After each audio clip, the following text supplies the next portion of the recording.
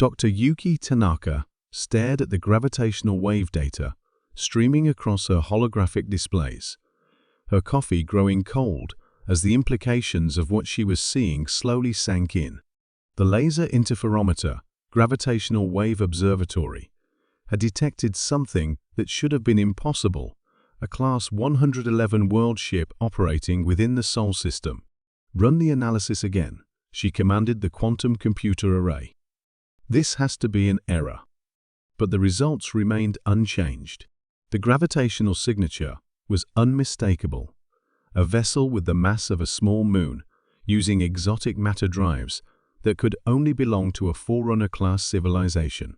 According to the Galactic Heritage Foundation's classification system, only 3 Class 111 world ships had ever been confirmed to exist in the entire galaxy, each one a mobile planet-sized fortress capable of reshaping stellar systems. "Director," she called across the laboratory to Dr. James Morrison, who was reviewing spectral analysis data from the Kepler Deep Space Array. "You need to see this."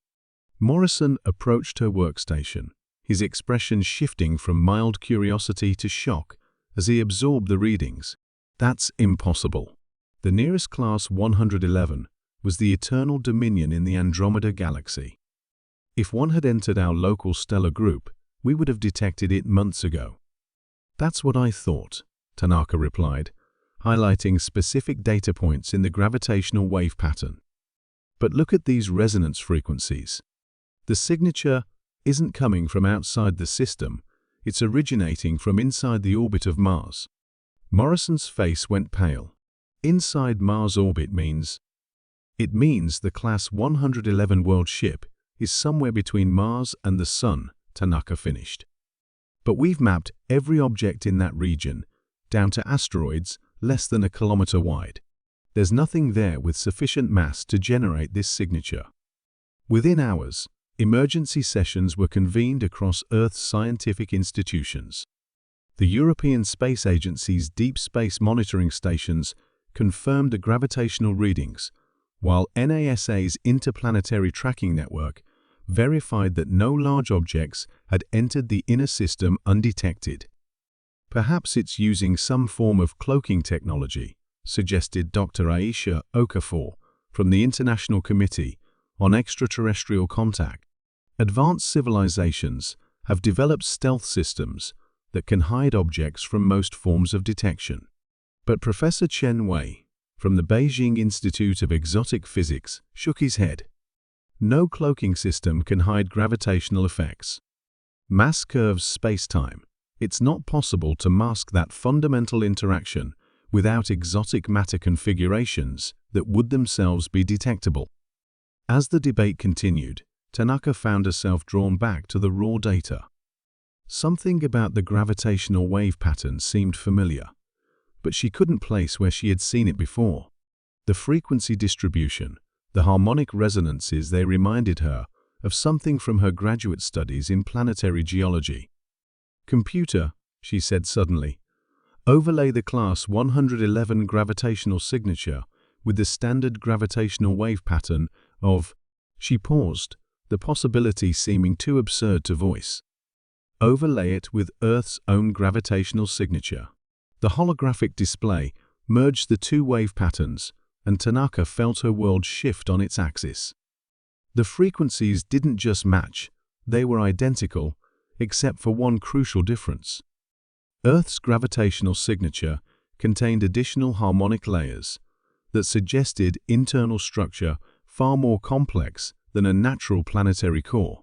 "Morrison," she whispered, her voice barely audible, "I think we need to run a deep structural analysis of Earth itself." The next 48 hours saw the largest coordinated geological survey in human history. Deep, penetrating neutrino scanners, gravitational lensing arrays, and seismic resonance mapping systems were all focused inward, toward Earth's interior, rather than outward toward space. What they found defied every assumption humanity had made about their home planet. "The outer core isn't iron and nickel," reported Dr. Sarah Blackwood from the International Seismological Center, her voice shaking as she presented the findings to the emergency assembly. It's a metamaterial lattice of incredible complexity engineered structures that extend throughout the mantle in geometric patterns that follow no known geological process. The holographic reconstruction showed Earth's true interior, beneath the familiar crust, lay layer upon layer of artificial constructs. Vast chambers filled with dormant machinery, transport networks that spanned continents, and at the very center, where the inner core should have been, something that could only be described as a command nexus. The entire planet, Dr. Blackwood continued, appears to be a constructed object. Not a natural world, but an artificial habitat built around a Class-111 world ship's core systems. Professor Chen Wei accessed the deep scans, his expertise in exotic matter physics allowing him to interpret the readings others couldn't. These internal structures show evidence of stasis fields, quantum preservation matrices, and dimensional storage arrays. The technology level is beyond anything we've encountered, easily fitting the classification criteria for a Class 111 vessel. But that's impossible, protested Director Morrison. We have a complete fossil record going back billions of years. Evolutionary history, geological formation, the entire development of life on Earth, all of which could have been programmed, interrupted Dr. Elena Vasquez, the xenoarchaeologist who had previously studied Forerunner ruins on Europa. Advanced civilizations have technology that can simulate billions of years of natural development in mere millennia. If this world ship was designed as a long-term habitat, creating a convincing biosphere would be essential. Tanaka activated the deep-range scanners, focusing on the command nexus at Earth's core. There's something else. The central systems, they're not completely dormant. I'm detecting minimal power signatures, as if something is maintaining basic operational status. As if responding to their discovery, the command nexus suddenly fled to life.